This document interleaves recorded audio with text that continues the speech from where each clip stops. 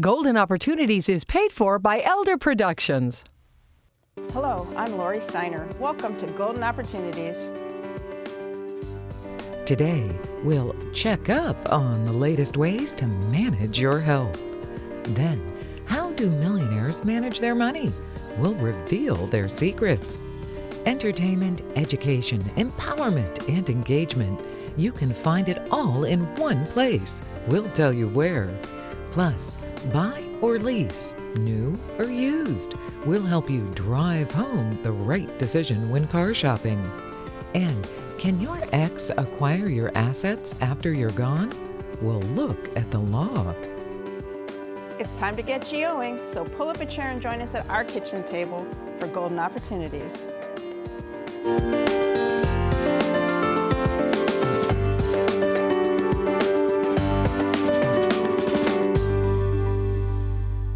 Recently, the guidelines changed for what is considered normal blood pressure levels. So if your numbers were good before, does that now mean that they aren't good now?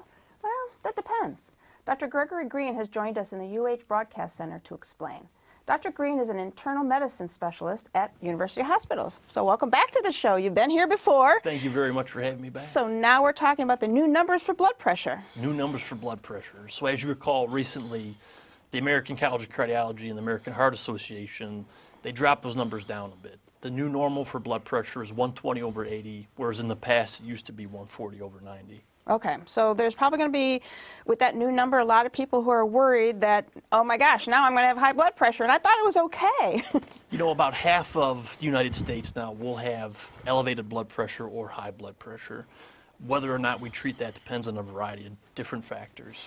Okay, so you don't necessarily need to have medication if you have high blood pressure? That's correct. So if you take a step back a bit and you look at the actual numbers, elevated blood pressure, which is not a diagnosis of hypertension, that's where your systolic blood pressure is between 120 and 129. We further break down the diagnosis of hypertension into two different categories. So stage 1 hypertension is a blood pressure between 130 and 139 systolic, and then 80 and 89 diastolic. Anything over 140/90 is considered stage 2 hypertension. Okay, and those are all different levels, so not all of the levels need the medication? Correct. So that's a conversation to have with your doctor. You know, if you're in that stage 1 category and your 10-year cardiovascular risk is under 10%, we're going to stress diet modifications, exercise modifications, limiting yourself to 2 alcoholic drinks if you're a male a day, 1 if you're a female, obviously smoking cessation, and exercise and weight loss, right? Exactly. This is like the diagnosis or the recommendations for almost everything. Key factors, key factors. So if you're above that level, then what is it? Does it switch as far as the prevention or the cure? So if you're that stage 1 category and your heart risk is 10% or higher, or you've had a cardiac event in the past, or if you're in that stage 2 category where your blood pressure is 140/90 or greater, then we start to talk about adding medications in addition to the lifestyle modifications. And are there different classes or varieties of medications as well? Absolutely. So our 4 main go-tos are ACE inhibitors, ARBs, calcium channel blockers, and diuretics. That's our starting point when depending it comes to upon what your medications. particular case needs, then. Everybody's a little bit different. Yep. Okay. Now, if you do have normal blood pressure, you want to keep it that way, what do you got to do? Diet and exercise, both powerful tools to use to help keep your blood pressure low. All right, so keep active and keep that heart pumping. Definitely. Have these new numbers attracted your attention? That's good. The new guidelines are there to help you stay healthy and to provide help if your numbers aren't adding up. To learn more, use the information that's coming up next. My thanks to Dr. Green for joining us today. For more information, call the Center for Lifelong Health at University Hospitals at 844-312-LIFE. That's 5433. Or visit www.uhhospitals.org/lifelonghealth. Next, rich advice. But first, we know that the vice presidency is just a heartbeat away from the Oval Office.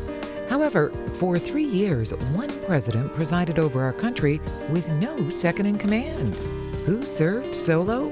We'll swear in the answer when we return. Right now, the trusted experts of University Hospital's Seidman Cancer Center and the most advanced cancer-fighting technologies are in 17 community locations. That's leading-edge care, where you're most comfortable. That's UH Seidman Cancer Center.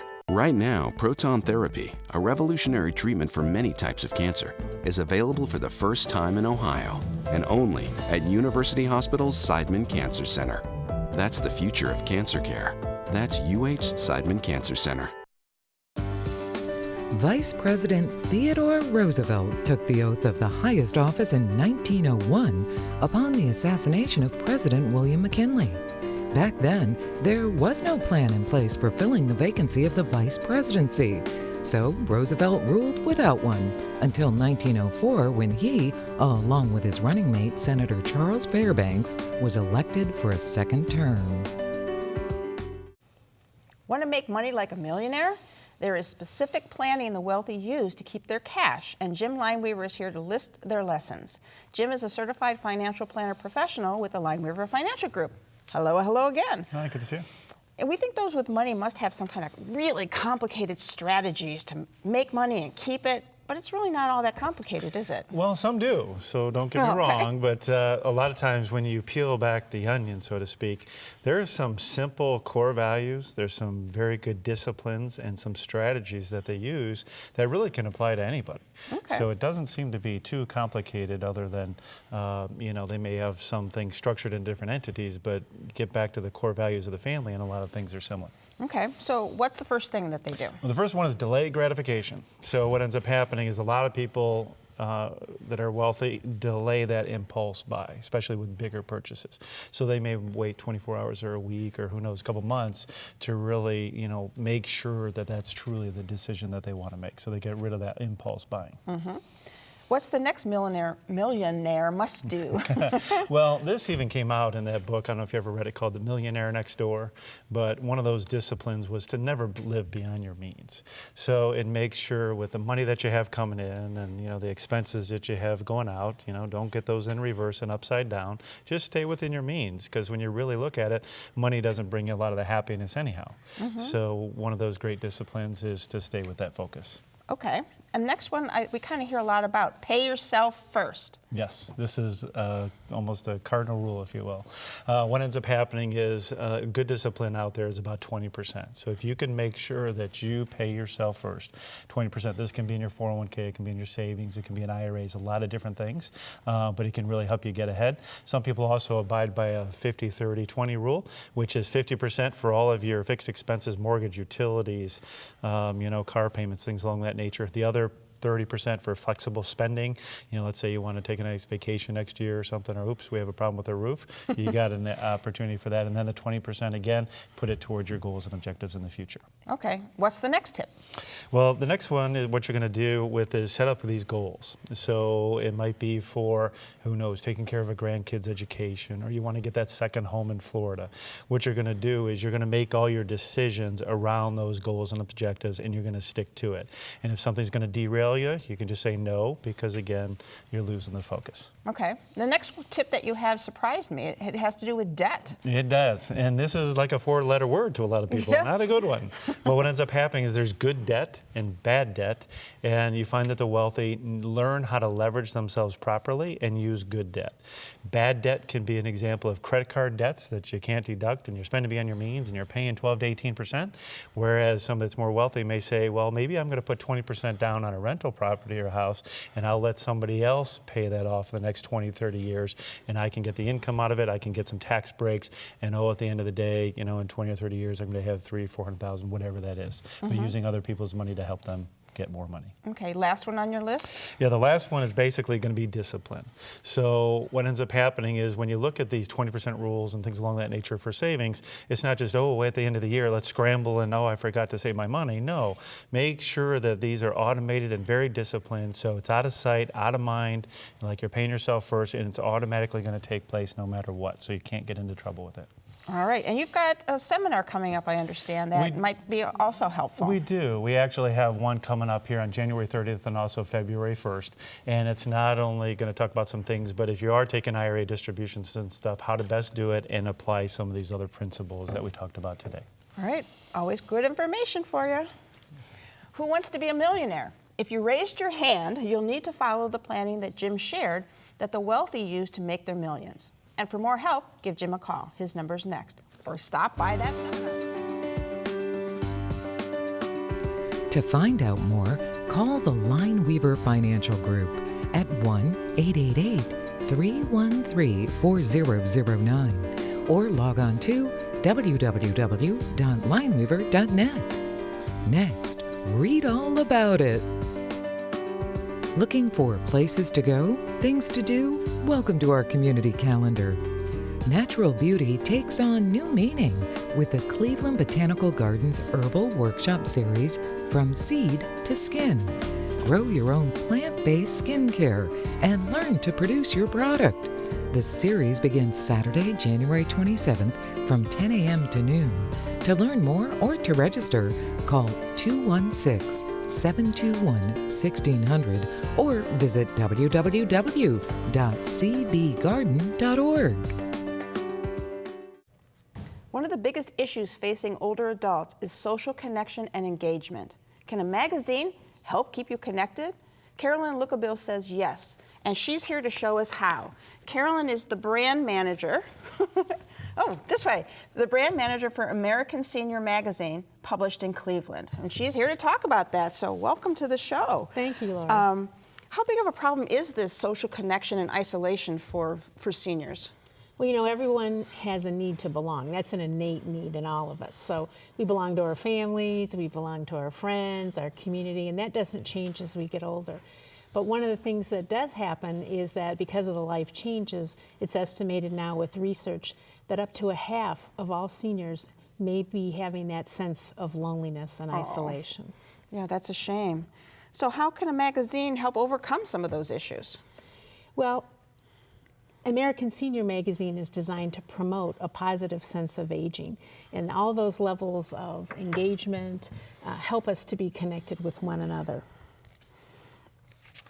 So what is it that is each of these issues that help bring that connection out and learn new things and get involved in things like that for our viewers? Well, each issue is focused on what we call the 4 E's, so entertainment, education, engagement, and empowerment. And all of our articles are focused on that. Our cover article features a prominent senior that everyone can relate to. And the stories that relate to that person's life draw out the things that we may have in common with one another. Now, reading those stories help us to have opportunities for conversation and reminiscence, all of those particular areas. And we believe that programming in general is helpful. We've offered now programming for senior living communities, and it guarantees at least 15 activity programs from every single issue that we have. So there's a lot of activity things going on. And Absolutely. you mentioned memory and remembering things. You have a section called Remember When. Yes, absolutely. In fact, caregivers love this particular section, as well as seniors of all ages. It's a great engagement tool for seniors to get involved with young children. Remember When is a section that focuses on the pop culture of the last 7 or 8 decades. And so it highlights key moments that we all can relate to. And from that, again, it's a conversation starter, and it also sparks the opportunity for reminiscence, and it's just fun. Mm-hmm. It's fun. So there are some things in here, too, that the readers of the magazine might find as kind of surprising. So I have one page here I'm going to open up. So tell us about one of the things that is in this magazine every time. Well, absolutely. Every issue we have a health and wellness focus, and we have articles on nutrition, yoga, gardening, and how they all impact our life. But these games and brain teasers are developed to help promote positive cognitive awareness and brain fitness, and they're fun for everybody. And it seems to be much more studies now about brain fitness like this. Absolutely. And then this is even more surprising, I would say. Well, highlights in that section is actually probably the most surprising for seniors, and we've introduced highlights into our issues because 1 out of every 5 people over 60 today is raising a grandchild, not just has a grandchild, but raising a grandchild. So this particular content allows seniors to have information that they can share with grandkids. All right, and together they can read the magazine. That's right. Works for all. There's so much packed in this. It's a big magazine. It's got big content, and you've got something for our viewers with regard to getting the magazine, correct? Absolutely. Our normal subscription price is $19.99, but for our Golden Opportunities viewers today, we're offering a special promotion of $14.99, and all they have to do is use the code GO for Golden Opportunities if they call or if they would subscribe online. All right. Thanks for bringing in this fantastic magazine for us all to see. Thank you. American Senior Magazine is big in size, in scope, and it's in its mission to keep seniors entertained, educated, informed, and involved. And now they've given you, our Golden Opportunities viewers, a big way to save on a subscription. Just use the code GO when ordering. My thanks to Carolyn Lookabill for joining us today. Thank you, Lori. Find out more by calling American Senior Magazine at 888-792-3212 or visit their website, www.americanseniormagazine.com. Up next, what you oughto know. It's time to get up and go, an exercise segment on Golden Opportunities. Hey everybody, it's Mike Harbin from Breakout Fitness. Today we're here to show you how to do an exercise band abduction. This is going to work the muscles in the outer thighs. These muscles are very important because not only do they help us get around and move, but should we stumble, those are the muscles that are going to help catch us. You ready to go? Yeah, and this is necessary. Absolutely. Okay, so we're going to grab the band here. We're going to stand in the center of the band with our feet together. We want to make sure we're standing nice and tall. Let our hands hang to the side, and we're simply going to open wide and take one step to the side and then bring the feet together. Okay, so one big step, bring them together. Now let's go back the other way a couple steps, switch, bring them together. Now it's important to control the movement. Okay, you want to make sure you use slow and controlled movements. Don't let your legs bang together. How you feeling? Feels pretty good. Good? You got stronger legs already, huh? Yes, I do. All right, everybody, 12 to 15 repetitions, 2 to 3 sets. And now it's your turn to get up and go. For your copy of the exercise booklet, send $1 for postage to Golden Opportunities, 6105 Parkland Boulevard, Suite 140, Mayfield Heights, Ohio, 44124. You're thinking about getting a new car, and that starts all those questions. Do I buy? Do I lease? Should I go with new or used? These issues are always important, but for older adults, they may have different answers. Katie Smith, also known as Katie the Car Lady, is here with advice as you consider these options. So welcome back to the show. Thank you for having me. So let's talk about buying versus leasing first. That's different for everybody. There's no right or wrong answer. I'm not a super big fan of leasing for my older adults or seniors for 2 reasons. One is, that lease that you sign is for 3 years. If something were to happen, if you became disabled or were to pass away or something like that, the dilemma is your family is stuck with that lease. It's a contractual obligation and it's hard to get out of. It really is. So that was one of the things I think that really consider. The other thing is that you have to do it again in 3 years. And so it tends to be for older adults, it's challenging, and because it takes a lot. So that would be one of my 2 biggest reasons that I'm not a super big fan of leasing. And buying, you can always liquidate a car if something happens. If you own it, you can always sell it. Mm-hmm. But if you're leasing it and you don't want to go back and look again, can't you just buy it out at the end of the term?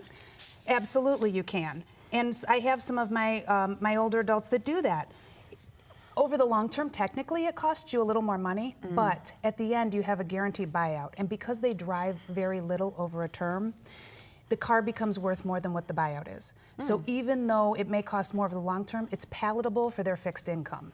Okay, but you do like buying better. Is there some reasons for that? It's not necessarily better, or I just think that it's really, for a lot of people, buying works better. People get fearful that they're not going to have warranty, but that ties into always, have the car inspected. But buying it just is easier for them to get out of. It's easier for the family to take care of it. To deal with everything. So there's not a right or wrong or good or bad. Okay. It's just really make sure that you're making the right choice for you. If you are buying, what are the big things you have to consider? So if you're buying, the things you have to consider is budget. Always look at your budget.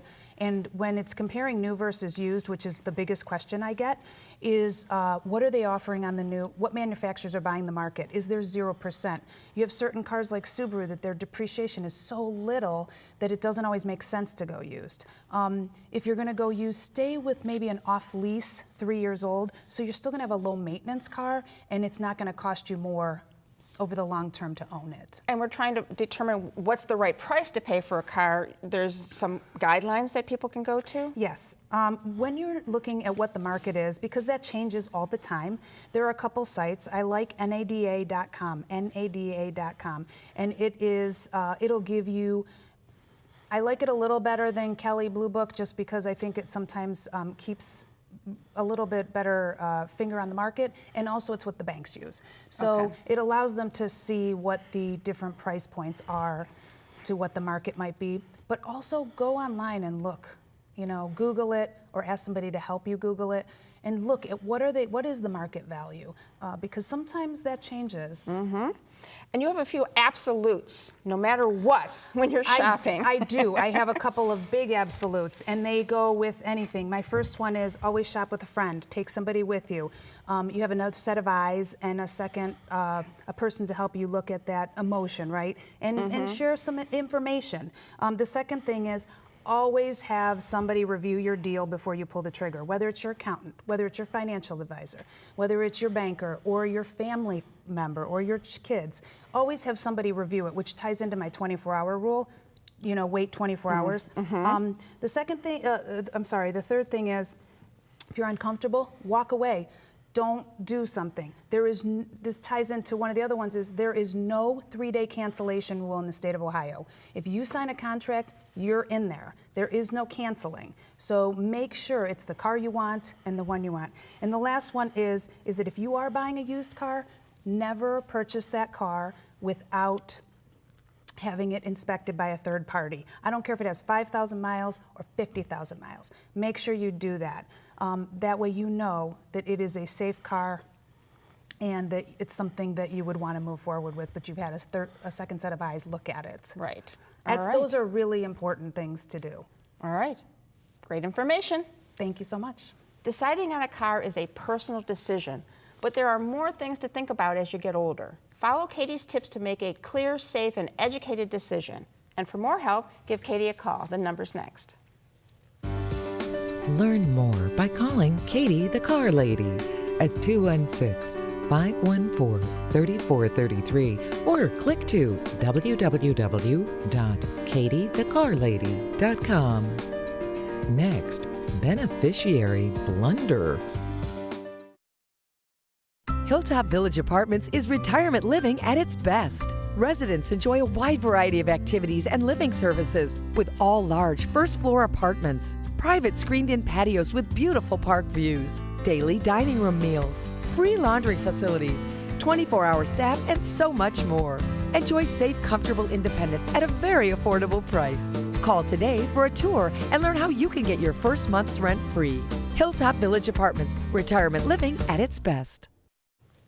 Retirement plans, IRAs, life insurance, and annuities are major assets that may determine how you live in retirement. Your beneficiary designations are crucial. A recent case decided by the U.S. Court of Appeals could upset your wishes on who inherits your money. Here to discuss these kind of issues is my law partner, Michael Solomon. Hello, Lori. So you have a 401k or an IRA, you name your spouse as the beneficiary. So what's the big deal? Okay, so let's say you have an IRA and a 401k. You name your spouse the primary beneficiary and your children the contingent beneficiary. And then you get a divorce. That could mess up everything. If you don't do anything special, depending on the type of asset you have, who inherits your assets could either be your ex-spouse or your children. Oh boy. So if I've got those kind of accounts, my spouse is the primary beneficiary, but then we get divorced, what actually happens then? Okay, so again, it depends on which law applies, federal law or state law. So if you have a 401k plan, federal law applies, and federal law says even if you get a divorce, that ex-spouse, if she's named on, he or she is named on that beneficiary form, they get the money. Just a 1, 2, 3, not an issue. Now, and not the contingent beneficiaries. If you don't have a 401k, but you have an IRA or another sort of assets that's governed by state law, life insurance, annuities, then state law applies, and that's where it gets real difficult. Okay. So let's say you've got a life insurance benefit, you name your spouse the beneficiary, and your children are the contingent beneficiary. You should always have a contingent beneficiary. And then you get divorced, who gets the money? Okay, so Ohio law says if you get a divorce, your ex-spouse is dead, okay? And therefore, and then it goes to the contingent beneficiaries. Now, it's important because the federal law is complete opposite, so you need to make sure you know which law applies. So life insurance, annuities, transfer and death accounts, those sort of things are going to be governed by Ohio law, and therefore those are the rules. Okay, but there was a recent case you mentioned that might change the rules some? Yeah, so there was a case decided by the U.S. Court of Appeals of the 8th Circuit. Doesn't impact Ohio right now, but it could. This case dealt with Minnesota, and in 2002, they changed their law to match Ohio law. This person bought a life insurance policy prior to 2002. Then after 2002, got a divorce. He had named his wife the beneficiary, got a divorce, and then died. And the kids said, no, look, the wife died. The law says she's dead, therefore we get the money. The Court of Appeals said when that gentleman bought that policy way back prior to 2002 under the old law applies and you can't change the rules. Now, Ohio's had our version of the law since around 1990 or earlier. So the point really is check all your beneficiary forms. Don't rely on federal law. Don't rely on state law. Check them every few years to make sure they do what you want. And remember, by the way, even if you were governed under Ohio law the way you want, if you moved to a different state, it could change the rules again. So look at the beneficiary forms. Complicated, huh? Yes. The important point is your beneficiary designations are as important as your will and trust. You should review them to make sure they say what you want them to say. Don't just rely on federal and state law. If you need more help, give Mike a call. The number's coming up next. Call Solomon, Steiner, and Peck at 1-888-236-5173 for more information or to schedule a speaker for your organization. Or log on to www.ssnplaw.com. Thanks for joining us. On next week's show, we'll enlighten you on how light and dark dictate your sleep patterns. Then, need your frown turned upside down? We'll help you begin to grin again. And your goals can help you score an improved life. We'll offer a game plan. But until then, please remember to make the most of your golden opportunities. If you'd like to join our kitchen conversation, visit our website, www.goldenopportunities.tv. Like us on Facebook. Call us at 440-742-GO-TV or email us at kitchen@goldenopportunities.tv. We'd love to hear from you.